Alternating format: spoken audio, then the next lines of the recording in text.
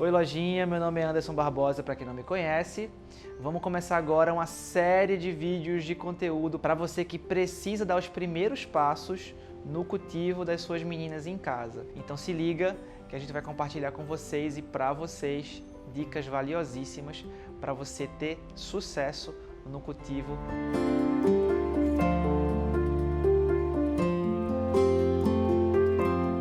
E o vídeo de hoje é para falar sobre iluminação natural. Você sabia que antes de você adquirir plantas, o ideal é você entender como funciona a luz dentro do seu ambiente? Pode ser casa, pode ser escritório, pode ser onde você quiser colocar a planta. Você precisa primeiro entender quais são as condições de iluminação que o teu ambiente fornece para que você consiga colocar a planta certa e ter sucesso no cultivo dessa planta. Então o vídeo de hoje é para falar sobre iluminação. Sombra é essa luz que estamos agora. Ela é uma luz que nos permite ter claridade, porém não é escuridão. Algumas pessoas confundem sombra com escuro e planta ela depende da claridade para fazer a fotossíntese. O ideal, e é super didático a gente fazer isso, é usar uma trena e medir da fonte em linha reta. Por exemplo, se eu tenho uma janela ou uma porta, que é o meu caso aqui, eu tenho uma porta de vidro, eu posso medir da porta de vidro até onde eu estou 3 metros. Algumas plantas elas vão conseguir se desenvolver muito bem dentro desse limite de 3 metros. Elas não vão estiolar.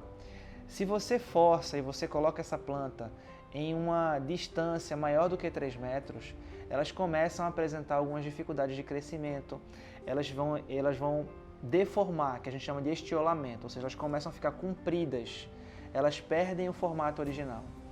Perdem também a vitalidade, podem ficar mais suscetíveis a fungos e a insetos, por exemplo, a ataque de praga. Por quê? Porque a luz ela ajuda com que a planta fique mais forte. Se a planta ela começa a ficar com a imunidade baixa, tentando fazer aí uma analogia para vocês, ela começa a ficar aberta para ataque de praga, ela fica mais vulnerável ao ataque de praga. Então a luz é importante para que a planta se mantenha saudável. Então a gente pega a trena e mede 3 metros da fonte de iluminação. Vou fazer aqui para vocês entenderem. Eu vou puxar. Pronto. Estou com 3 metros. 3 metros é o meu limite para eu ter, por exemplo, plantas como lírio da paz, zamioculca, pileia. São plantas que vivem tranquilamente com essa luz mais difusa. É uma luz, é um ambiente claro, porém sem a incidência do sol. Estamos na luz mágica da manhã. Meia sombra.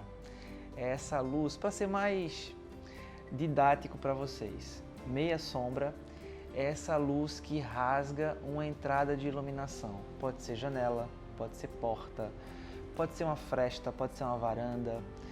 Essa entrada de iluminação, ela garante uma luz filtrada para as plantas. Geralmente, ela acontece muito na luz do comecinho da manhã. No comecinho da manhã você tem o nascer do sol e uma iluminação mais fria. O importante é que essa meia sombra ela toque nas folhas e sempre nessa posição, de frente para a luz. Então a luz ela fica desse ângulo. O que está acima disso, muitas vezes, não é suficiente para manter a vitalidade da planta. Então é importante que você sempre tenha plantas de meia sombra de frente para a entrada de iluminação. Essa iluminação ela garante a coloração de algumas folhas, a vitalidade de algumas folhas. Por exemplo, plantas que têm esse tom lemon, esse tom bem fresh de verde, um verde quase amarelado, ela precisa receber uma intensidade de iluminação muito maior. E nesse caso, a luz da manhã, o sol da manhã é importante. Você consegue meia sombra tanto no solzinho da manhã quanto no sol fim de tarde. Geralmente o sol da manhã ele começa umas 6, 6 e meia e vai até umas 8, 8 e meia sem esquentar. É importante que o sol não esquente. Eu estou exatamente posicionado onde entra a minha fonte de luz. E nessa fonte de luz eu consigo sentir o sol batendo no meu rosto sem queimar a minha pele. Isso é um teste super importante, porque se você colocar sua planta em um ambiente muito quente, ela vai sentir. Então você vai ser o termômetro para ela. Se o sol está tocando no seu rosto, na sua pele, sem queimar, significa que ele vai tocar na folha da sua planta também sem queimar. E esse sol mágico da manhã, que é como eu gosto de chamar, ele garante a gente abrir esses tons nas plantas. Então, muitas vezes, essa tonalidade colorida que algumas plantas têm é devido à intensidade de iluminação que ela recebe. As aglaonemas, por exemplo, elas precisam, tanto para manter esse brilho, como para manter esses tons, receber a quantidade de sol filtrado ideal para se manter assim, linda e colorida. Acontece a mesma coisa, por exemplo, com o cigônio cor-de-rosa, que é essa planta que eu sou apaixonado. Vocês já sabem que eu sou louco por essa planta. E esse tom de rosa ele só acontece quando ela recebe a intensidade de sol da manhã ideal. Se ela não receber muita iluminação, ela vai ficar assim, ó, mais esverdeada. Esse verde aqui ainda vai se transformar nesse tom de rosa mais fechadinho. Plantas de sol pleno, o que significa isso? Ambiente aberto, sol passando pela nossa cabeça no ângulo de 180 graus. Então você vai ter o sol assim, ó.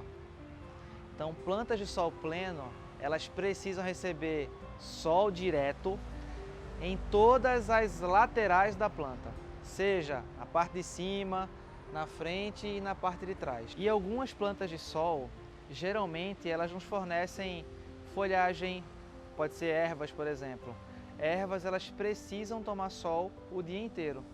Se você não fornece, por exemplo, se você não fornece para ela a iluminação adequada, a quantidade de sol adequado, ela começa a estiolar, ou seja, ela começa a ficar com hastes muito compridas e ela perde a forma. Elas vão ter perda de folhagem, elas vão perder as características que a erva normalmente tem, tomando a quantidade de sol ideal. Então o sol é muito importante para a erva, plantas que frutificam. Então para você ter uma planta que vai frutificar na sua casa, ela tem que tomar sol pelo menos 6 horas por dia. Mas o ideal é que ela fique em um ambiente aberto, tomando sol direto. Porque o sol, quanto mais ele atinge o caule da planta, ela vai liberar a floração. E a floração, que a gente chama, ela vai segurar e vai se transformar no fruto.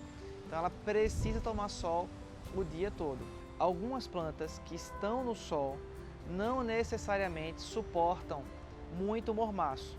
Então é importante entender a diferença. Plantas que estão no sol direto e plantas que estão no sol e em um ambiente de muito calor.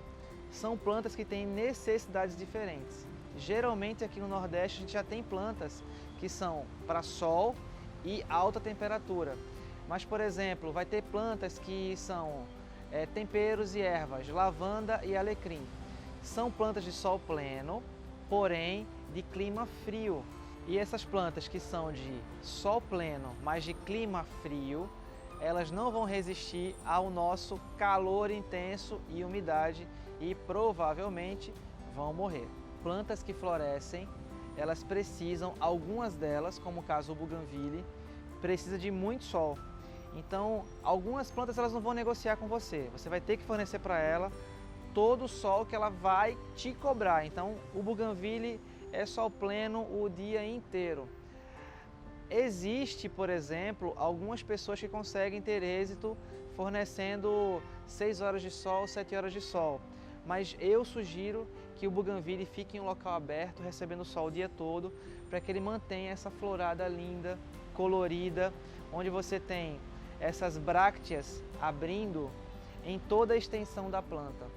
Você percebe que você vai ter mais cor do que verde. Essa é uma característica do Bougainville quando está no sol pleno. Entenderam as dicas de hoje? Sombra, meia sombra, sol pleno. Se ficou alguma dúvida, comenta lá embaixo que eu vou te responder. Acabou? Pronto.